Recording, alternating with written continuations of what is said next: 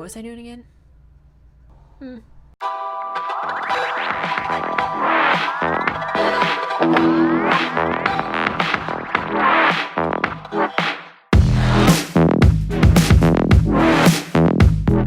Let's see now. I want to start something new today. Vince, go across the hall to the teacher's room where you'll find a telephone book. Bring it in. Presto, presto.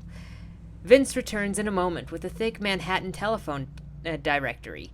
He sits at the long table in the center of the room, the book open before him.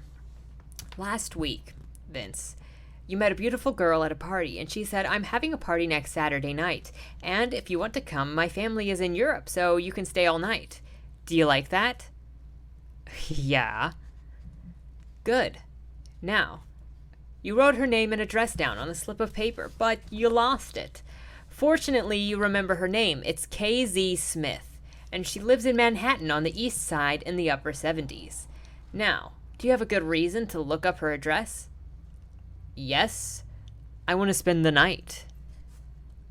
Let me call your attention to something. I deliberately made this difficult. A Smith in Manhattan? There are 14 pages of Smiths in Manhattan.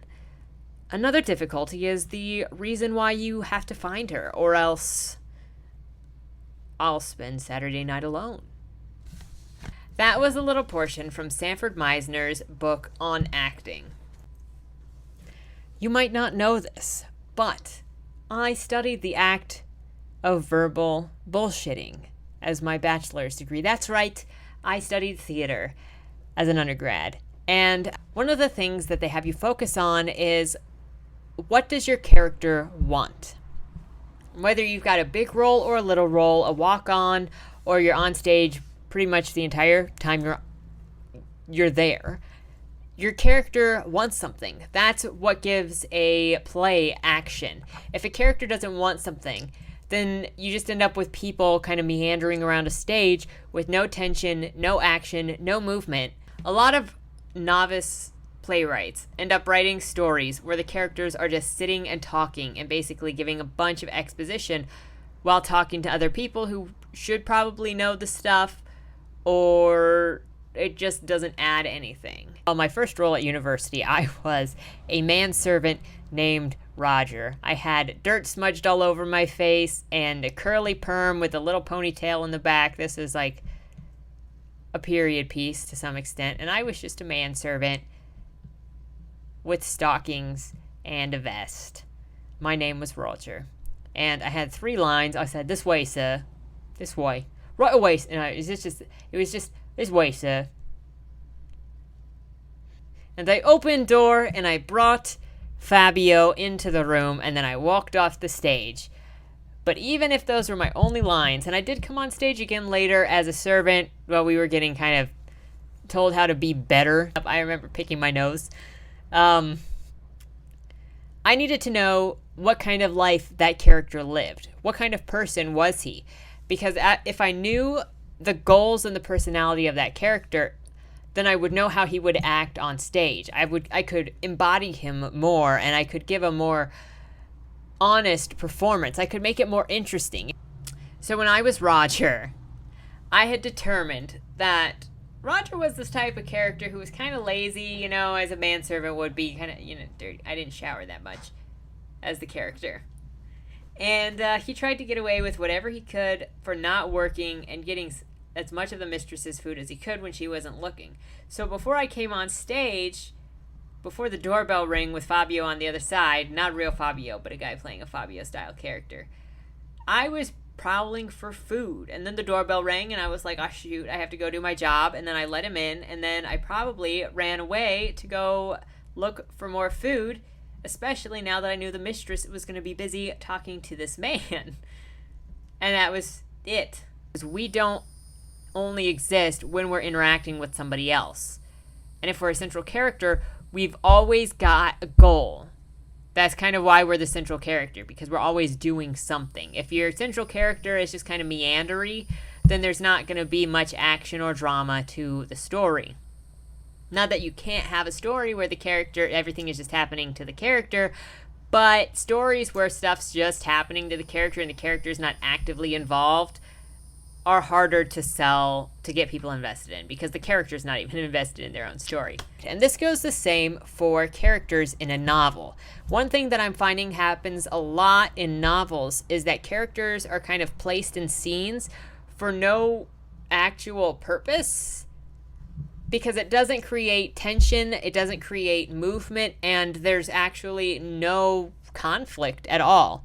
If you've got two characters in one scene that want the same thing or want something different, if you've got two girls who are in love with the same guy and they both want to confess to the guy, well, now you've got tension because they're in competition with one another. And they have to figure out if the guy is going to like them. They have to decide if they're willing to just take the risk to go up and talk to the guy before they know if they like him, or risk the other person going up and getting a date with him first. They have to risk, they have to wager if they'd risk the rejection over maybe being the first to say, hey, you want to go out?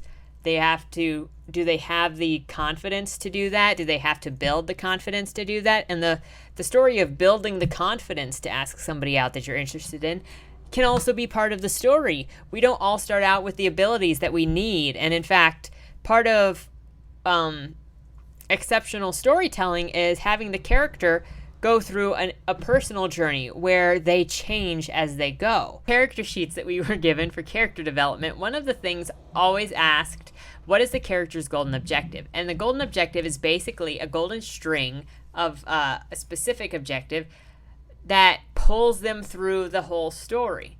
So consider Lord of the Rings. Frodo's golden objective is to get to Mount Doom. Now, that doesn't mean when he gets into various other scenes on his way to the golden objective, he doesn't have scene-specific goals. But the scene-specific goals are all things that are going to help propel him toward his eventual goal if he succeeds and push him away from his golden objective if he fails. And this is a source of tension. It's also a source of growth. It's the kind where the character fails, tries, fails, and then they eventually succeed. And when you watch a character fail to get what they want, people usually feel for them, as opposed to if somebody continually gets everything that they want and they never fail, they never hit a struggle. Maybe they argue with their mom once or twice, but then within a page, 2 pages, that's gone. If you have conflict that builds and builds and builds, then you bring the reader to the brink of also needing the relief of the climax for that storyline. I have this goal of wanting to save the world. So I got powers, and now I can automatically just save the world. That means that there were absolutely no stakes, because as soon as I got powers, I didn't struggle to get powers. I didn't struggle with the sudden gaining of powers, so I didn't get full of myself, and I didn't struggle with myself to stay a good guy. And I was automatically stronger than the bad guy. So there was no payoff in the finish of the story. As you determine the goals for these characters, you'll get to see what they're willing to do, what their personalities allow them to do to reach their goals, if they'll bargain, threaten, force, walk away. And you'll get to see how desperate your characters will get for those goals. You'll have small goals and big goals. Small goals that they'll be like, I can't go past my own weaknesses, or I won't fold my own values just to get that. But then you might see other things where it's, this person you care about might die if you don't do X, Y, or Z. Well, how much do they want that character not to die?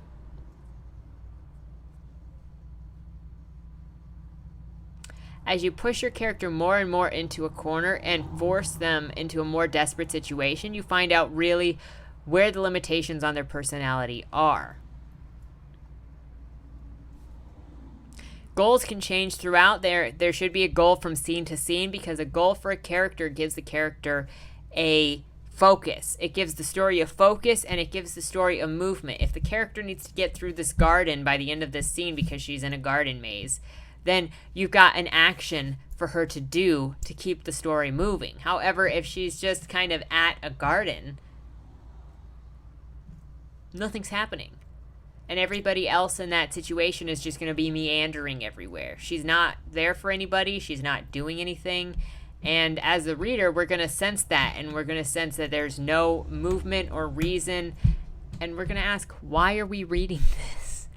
So, my challenge to you is, if you're stuck on a scene, find the central characters in that scene and determine what they're doing, why they're there, and what they risk if they don't get what they want out of that scene. And then write it out. Let them interact. You can even do this with just dialogue and the basic movements, as if you're writing more of a script. And see what happens, especially when you've got characters who have defined goals that block each other. Will one become more cruel to the other one? If you can't think of this issue in your current work in progress, then I challenge you to do this by plucking random characters out of that scene and into another scene. Give them goals, 2 or 3 characters. Give them a goal and see what they do to one another. Just to see. It can be a short set a timer for 10 minutes. Say they're all at the grocery store shopping on the day before Thanksgiving for Thanksgiving feast. There's only 1 turkey left. They're trying to rush to get all of the ingredients. Go. Like, it can be as ridiculous or as realistic to the universe as you want. But stick them in a situation, give them all a goal, and see what happens when they have something that they're trying to accomplish in that scene, as opposed to having to accomplish it in the overall arc of the story.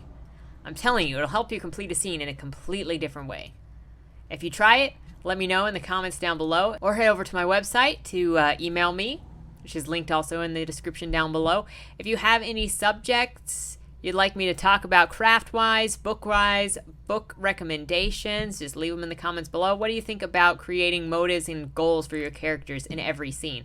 Do you already do this? Is this a new idea? Have you studied other artistic mediums to get ideas of how to craft a novel? Give me all your ideas in the comments down below, and we'll come back to motives at another time because there's a lot more to say on this. Until then, talk to you later.